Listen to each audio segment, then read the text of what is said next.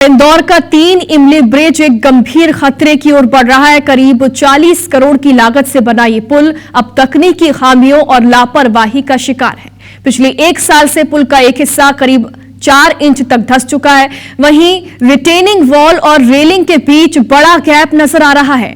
पुल की सुरक्षा दीवार नीचे खिसक गई है और उसके ऊपर की रेलिंग अब हवा में झूल रही है। मरम्मत को लेकर नगर निगम और पीडब्ल्यूडी विभाग अभी एक दूसरे का मुंह ताक रहे हैं, जबकि जो एक्सपर्ट है रिटेनिंग वॉल के निर्माण पर सवाल उठा रहे हैं।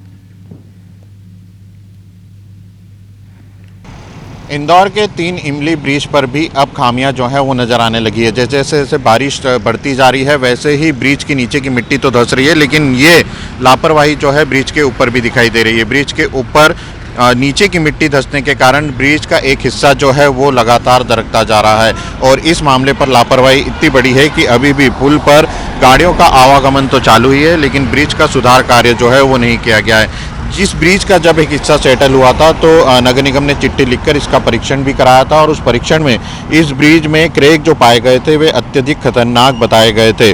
कमेटी ने यह भी बताया था कि इस पुल का उपयोग खतरनाक तो नहीं है, लेकिन इसका उपयोग उचित भी नहीं है क्योंकि ये लगातार जो है खिसकता जा रहा है और इसके लिए इसकी रिपेयरिंग की जो है वो ज़रूरत है। हालांकि अभी तक इस पूरे मामले में किसी प्रकार की रिपेयरिंग जो है वो नहीं की गई है।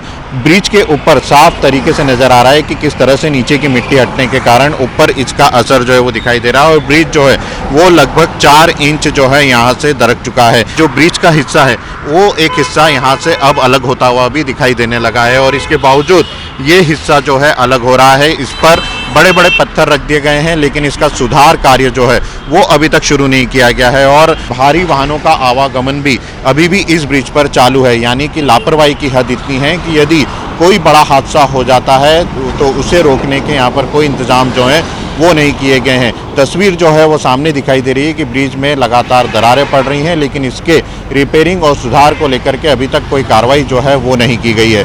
कैमरा पर्सन संतोष जटवन के साथ अंशुल मुकाती, IBC 24 इंदौर।